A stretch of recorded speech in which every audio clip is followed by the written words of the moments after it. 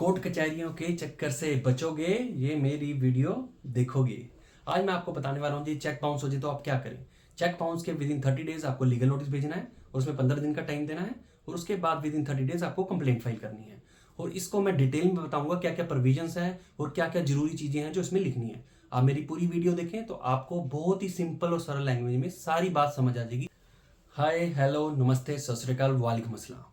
जब cheque bounce हो जाए तो आप क्या करें, इसमें वीडियो में दोनों तरफ से बताऊंगा कि चेक बाउंस हो जाए क्या करें। ये एक आम लेमैन के लिए भी वीडियो है और एक ये लीगल जो लॉ स्टूडेंट्स हैं, लीगल इंटर्न्स हैं, उनके लिए भी वीडियो है, क्योंकि मैं आपको बहुत ही सिंपल लैंग्वेज में सब समझाने वाला हूँ। सबसे पहले क्या होता है कि कोई किसी को चेक देता है, मे बी वो लोन के लिए दिया हो, मे बी कोई काम हो, किसी से गुड्स लिया हो, कोई सामान लिया हो, उसके बदले दिया हो। जब वो आप चेक लगाते हो तो कई बार बाउंस हो जाता है, कई बार कोई ब्लैंक चेक भी दे देता है। तो ब्लैंक चेक का क्या करें। ब्लैंक चेक को अपना नाम फिल करें, अपनी फर्म का नाम फिल करें और लगा सकते हैं। आप डरिए मत, अपना नाम आप फिल कर सकते हैं, ये लॉ परमिट करता है। ये किसी ने आपको चेक दिया है तो उसको आप खुद भी अपना नाम डेट भर सकते हैं। तो चेक बाउंस हो गया तो सबसे पहले क्या करें, बैंक में जाके मेमो लें। मेमो में क्या मिलेगा आपको, उसमें रीजन लिखा होगा कि फंड इंसफिशिएंट के कारण बाउंस हुआ है, सिग्नेचर मिसमैच के कारण बाउंस हुआ है या पेमेंट स्टॉप के कारण बाउंस हुआ है। आपको रीजन पता चलेगा। कोई भी रीजन हो, आपको क्या करना है, विद इन 30 डेज आपको लीगल नोटिस भेजना है। With in 30 days of memo, जब आपका वो बाउंस हो गया, आपको मेमो मिल गया, विद इन 30 डेज आपको लीगल नोटिस भेजना है। उसमें लिखना है, इन discharge of your legal and valid liability.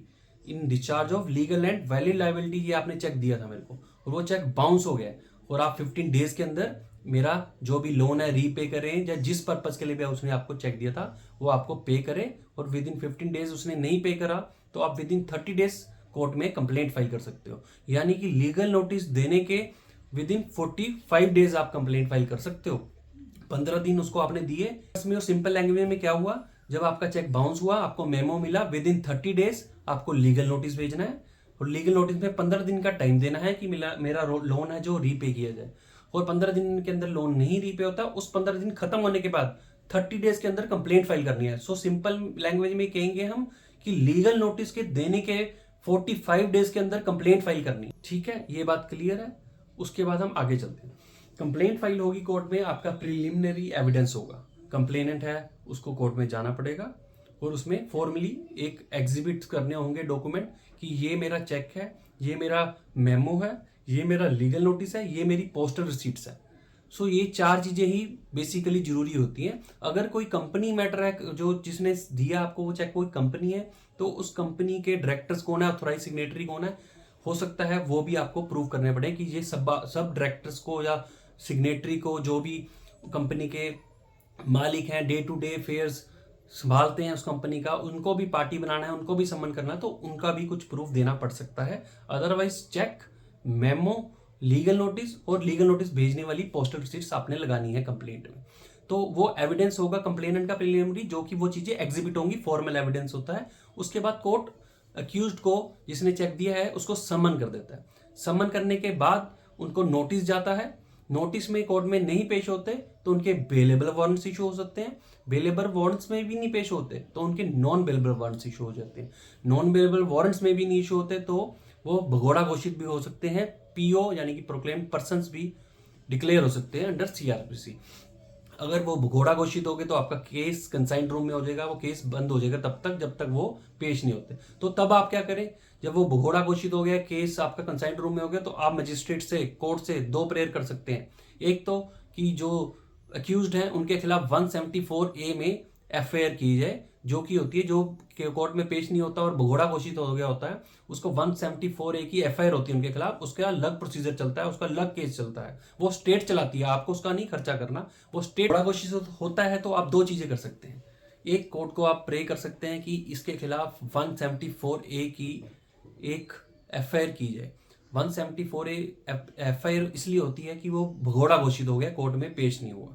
उसका अलग प्रोसीजर चलता है, उसको स्टेट चलाता है, आपको उसका खर्चा नहीं करना। सिर्फ मजिस्ट्रेट को प्रे करना है कि वो पुलिस स्टेशन को डायरेक्शन करे कि 174A की एक एफआईआर की जाए, क्योंकि ये भगोड़ा घोषित हो गया। दूसरा, आप उसकी प्रॉपर्टीज अटैच करा सकते हैं, उसका जो बैंक अकाउंट है जिससे वो चेक दिया है वो अटैच करा सकते हैं, फ्रीज करा सकते हैं। कोर्ट पे अक्यूज पेश हो जाता है तो उसके बाद केस चलता है उसके ऊपर चार्ज लगता है जिसको नोटिस ऑफ एक्विजिशन कहते हैं। वो भी फॉर्मल एक स्टेज है इस ट्रायल की। वैसे तो अदरवाइज समरी प्रोसीजर होता है, पर इसमें चार्ज लगाते हैं। उसमें वो जब प्लीड नॉट गिल्टी कर देता है या अक्यूज कहता है कि मेरा ये चेक मिस यूज हुआ है, मैं केस लड़ना चाहता हूँ, तो अदरवाइज 100% केसों में प्लीड नॉट गिल्टी होता है। तो उसके बाद क्या होता है, उसके बाद आपको क्या करना है, एक कंप्लेनेंट को 143 ए की एप्लीकेशन लगानी है। दैट इज न्यू प्रोविजन जो कि इंटरिम कंपनसेशन की है। 143 ए में आप एप्लीकेशन लगाएंगे चार्ज लगने में कि during the pendency of the complaint मेरे को अप टू 20% अमाउंट अभी दिया जाए, क्योंकि ये चेक जो है इन्होंने इस पर्पज के लिए दिया था जो कि बाउंस हो गए। इन्होंने सिग्नेचर इस पे खुद किए हैं, जो कोई भी रीजन है, बट इनका जो 20% तक का अमाउंट है चेक का वो अभी दिया जाए, क्योंकि केस चलने में, केस खत्म होने में कुछ टाइम लग सकता है। सो आजकल ये 143 ए नेगोशिएबल इंस्ट्रूमेंट की नई प्रोविजन है जिसमें कोर्ट अप टू 20% आपको इनिशियल स्टेज पे डायरेक्ट कर सकता है अक्यूज्ड को कि वो पे करे कंप्लेनेंट को। अगर ये अक्यूज केस जीत जाता है तो कंप्लेनेंट को वो रिफंड करने पड़ते हैं along with the bank interest. जब उसने पेमेंट दे दी इंटरिम कंपनसेशन की अप टू 20%, वो 5% भी हो सकती है, 10% भी, वो कोर्ट पे डिपेंड करता है। अदर कोर्ट केस हार जाता है उसको वो वापिस करनी पड़ती है केस खत्म होने के बाद अलोंग विद इंटरेस्ट। उसके बाद कंप्लेनेंट का क्रॉस एग्जामिनेशन होता है। क्रॉस एग्जामिनेशन जो कंप्लेनेंट का बहुत ही इंपॉर्टेंट स्टेज है दोनों पार्टीज के लिए। ये कंप्लेनेंट अपना क्रॉस एग्जामिनेशन जो है अच्छे से अपने जवाब दे देते हैं दूसरे वकील के, तो उसका केस और भी स्ट्रॉन्ग हो जाता है। और अक्यूज्ड के लिए जिसने चेक दिया है उसका एडवोकेट क्रॉस एग्जामिनेशन करता है कंप्लेनेंट का। क्रॉस एग्जामिनेशन में क्या क्या क्वेश्चन पूछने हैं, क्या क्या नहीं पूछने, वो पहले तो अक्यूज्ड को अपने वकील को बताना होता है कि असली कहानी ये थी, जो भी मैंने इस रीज़न के कारण चेक इसको दिया था वो मेरा रीज़न फुलफिल हो गया है, मैंने चेक पे कर दिया है, मैंने अमाउंट पे कर दिया है, इन्होंने चेक मेरा मिस यूज़ करा है, या जो भी कहानी है वो आपको अपने वकील को पूरी क्लियरली बतानी है, ताकि आपका वकील है जो आपका एडवोकेट है आपको प्रिपेयर कर दे कि क्या क्वेश्चन पूछ सकते हैं, और दूसरी तरफ से अक्यूज को पता हो कि क्या क्वेश्चन से ही उसका केस जो है कोर्ट में प्रूव होगा। तो दोनों पार्टीज के लिए cross examination of complainant is very important, क्योंकि इस चेक बाउंसी के समरी प्रोसीजर है, इसमें ज़्यादा लंबा चौड़ा जो गवाहियाँ होती नहीं है। कंप्लेनेंट के क्रॉस एग्जामिनेशन पे बहुत डिपेंड करता है कि क्या कोर्ट का फैसला होगा, क्योंकि जो एडवोकेट की कला होती है वो क्रॉस एग्जामिनेशन में पता चलती है कि वो क्रॉस एग्जामिनेशन करके कंप्लेनेंट से क्या क्या पता करा लेता है कि वो झूठ बोल रहा है कोर्ट में, सच बोल रहा है, कि उसने पैसे ले लिए या मिस यूज़ करा चेक या नहीं करा। वो सर्कमस्टांस पे डिपेंड करता है। एक्यूज्ड अपने वकील को सारी बात बताएगा तो ही उसका वकील प्रॉपरली क्रॉस एग्जामिनेशन कर सकता है।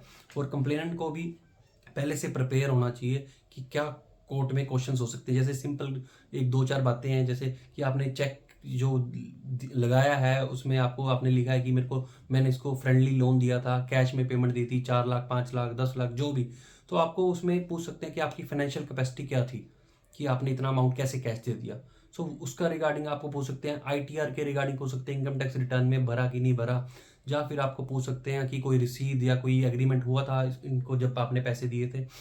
तो उन सारी बातों का अपने एडवांस में अपने वकील से सलाह करके वो प्रिपेयर होना कि क्या कोर्ट में क्वेश्चन पूछ सकते हैं। और दूसरी तरफ से एक्यूज की तरफ से ये होगा कि एक्यूज ने अपने एडवोकेट को सारी बात क्लियरली बतानी है, ताकि उसका accused accordingly cross examination prepare कर सके और एग्जीक्यूट कर सके in the court. Cross examination के बाद आपको कंप्लेंट और भी कोई विटनेस करा सकता है जो कि इंपॉर्टेंट है, लाइक एग्रीमेंट हो या कोई ऑफिशियल विटनेस हो। तो उसके बाद अक्यूज्ड की जो स्टेटमेंट होती है 313, उसमें आपने देखना है कि क्या डिनाई करना है, उसमें सारे आपके क्वेश्चन को या आपने सिग्नेचर उसमें एडमिट कर लिए, तो आप पे बर्डन होगा कि आप कैसे अपनी प्रिजम्पशन को रिबट करते हैं जो आपके अगेंस्ट है। वहाँ चेक बाउंस में प्रिजम्पशन होती है, कंप्लेनेंट के फेवर में होती है, अक्यूज्ड के फेवर में नहीं होती। सो चेक बाउंस में सिग्नेचर्स आपने एडमिट कर लिए तो आपको रिबट करना पड़ेगा कि ये चेक मेरा मिसयूज हुआ है या नहीं हुआ। उसके लिए आपको कुछ ठोस सबूत और अच्छा क्रॉस एग्जामिनेशन कंप्लेनेंट का करना पड़ेगा। और उसके बाद 313 के बाद डिफेंस एविडेंस होता है, जो कि अक्यूज्ड डिफेंस में अपने कुछ एविडेंस करा सकता है, कोई उसका इनकम टैक्स रिटर्न्स मंगा सकता है, या कुछ भी as per the facts of the case वो अपना डिफेंस एविडेंस लीड कर सकता है। उसके बाद आता है फैसला कोर्ट का। और उसके बाद ये बताना जाना जरूरी चाहूँगा, ये सपोज करो आप अक्यूज्ड के अगेंस्ट चले जाता है, ये सजा हो जाती है उसको, जो भी चेक अमाउंट पे अप टू 2 ईयर्स है सजा हो जाती है और चेक का डबल अमाउंट तक पे करना पड़ सकता है। ये अक्यूज्ड के गेस्ट चले जाता है, उसको सजा हो जाती है, तो वो उसी टाइम जेल नहीं भेजते, उसी टाइम उसको कोर्ट में ही बेल मिल जाती है और 30 डेज टाइम मिलता है कि आप इसकी अपील फाइल कर लो ताकि आप अपने बेल को एक्सटेंड कर सकें। विद इन 30 डेज अक्यूज्ड को अपील पानी पड़ती है सेशंस कोर्ट में, तो आपकी जो सजा है वो स्टे हो जाती है। और अब नया एक प्रोविजन है जिसमें 148 का, जिसमें अपीलेट कोर्ट भी इंटरिम कंपनसेशन ग्रांट कर सकता है during the pendency of the appeal. एक और जरूरी बात, जो लीगल नोटिस में है, आपने जो सिर्फ जो डिमांड करना है वो चेक अमाउंट ही करना है।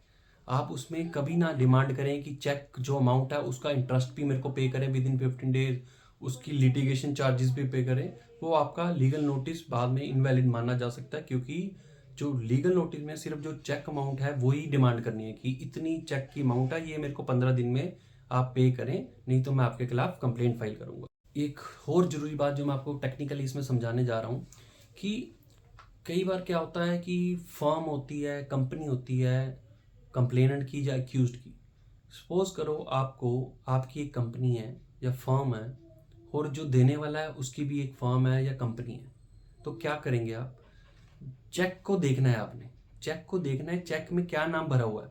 सपोज करो हाईटेक प्राइवेट लिमिटेड भरा हुआ है और जो नीचे चेक देने वाला बैंकिंग अकाउंट है वो है XYZ company private limited through its authorise signatory. जो कंपनी का नाम है साइन किसी एक डायरेक्टर ने या किसी एक पार्टनर ने करे हैं या प्रोपराइटर ने करे हैं।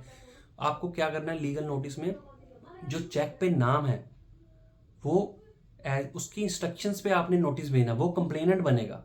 और जो जिसने चेक दिया है आपको, जो साइन पे बैंक अकाउंट का नाम है जिसका भी सिग्नेटरी का, वो कंपनी को पार्टी बनाना है, इन पर्सन डायरेक्ट पार्टी नहीं बनाना, सारे पार्टीज बनेंगे। जैसे कि मैंने बताया कि चेक जो दिया है वो है हाईटेक प्राइवेट लिमिटेड के नाम पे, आप कंप्लेनेंट हो, आपके नाम, आपकी कंपनी का फर्म का नाम है हाईटेक प्राइवेट लिमिटेड, ठीक है। और जो दिया है वो दिया है XYZ प्राइवेट लिमिटेड कंपनी ने, और उसके साइन करे हैं सपोज करो मिस्टर चोपड़ा ने, ठीक है। पर उसका जो एक और पार्टनर या डायरेक्टर, कंपनी है तो डायरेक्टर हैं वो और भी हैं, मिस्टर शर्मा भी हैं, मिस्टर सिंह भी हैं। सो आपको क्या करना है, आपको जो लीगल नोटिस जब आपने देना है तो आपका पहले बनेगा XYZ private limited company through its authorise signatory oblique directors oblique partners proprietors, सब लिख दें, कोई फर्क नहीं पड़ता। क्योंकि कई बार होता, पता नहीं होता कि ये फर्म है या लिमिटेड कंपनी है, आपको नहीं पता, तो इस करके वो आप सब लिख दें कि XYZ private limited company through its authorise signatory directors proprietor private limited. और जब आपके लीगल नोटिस में लिखेंगे कि under the instructions of whom, under the instructions of Hitech private limited through its proprietor partner, जो भी हैं आप, जो लीगल नोटिस भेज रहा है, जहाँ ऑथोराइज सिग्नेटरी है, हाईटेक प्राइवेट लिमिटेड कंपनी है, कुछ ऑथोराइज किसी ने करा, आपको जो कंप्लेनेंट बनेगा, कंप्लेंट फाइल करने के टाइम कोर्ट में भी जाना पड़ेगा, उसी का नाम लिखे Hitech private limited through its authorise signatory so and so के अंडर इंस्ट्रक्शंस में ये लीगल नोटिस भेज रहा हूँ, एडवोकेट ये लिखेगा। जब कंप्लेंट फाइल होगी, कंप्लेंट में ऊपर नाम आएगा कंपनी का हाईटेक प्राइवेट लिमिटेड, उस थ्रू इट्स ऑथोराइज सिग्नेटरी या पार्टनर जो भी है नाम। उसके बाद जो अक्यूज्ड बनेंगे, फर्स्ट कंपनी बनेगी through its authorise signatory directors और पार्टनर्स वट एवर। उसके बाद सेकंड जो इसका साइन हुए हैं, जिस बंदे के साइन है, उसको बाय नेम पार्टी बनाना है कि ये ऑथोराइज सिग्नेटरी इसने साइन करे। थर्ड कोई डायरेक्टर या उसका पार्टनर है जो डे टू डे अफेयर्स उसके साथ है, वो थर्ड फोर्थ में वो नाम बनेंगे बंदों के, डायरेक्टर है या कोई उसका मैनेजिंग डायरेक्टर जो day to day affairs company या फर्म के मैनेज करता है। और उसमें आपको एक जो कंपनी या फर्म में आपको क्या है, एक पैरा ऐड करना है अपनी कंप्लेंट में, जिसमें आप डिटेल्स दोगे कि इस बंदे ने साइन करे हैं और ये दो बंदे इसके day to day affairs company के संभालते हैं, ये डायरेक्टर्स हैं, एक्टिवली पार्ट करते हैं, इनके साथ हमारी डीलिंग थी, इन्होंने हमारे पैसे देने थे। उन बंदों की आपको प्रॉपर एक पैरे या दो पैरे में प्रॉपर रिस्पॉन्सिबिलिटी बतानी पड़ेगी, क्या है इनकी, तुम्हारे आपके जो चेक है क्या लाइबिलिटी है इनकी, कैसे ये भी पार्ट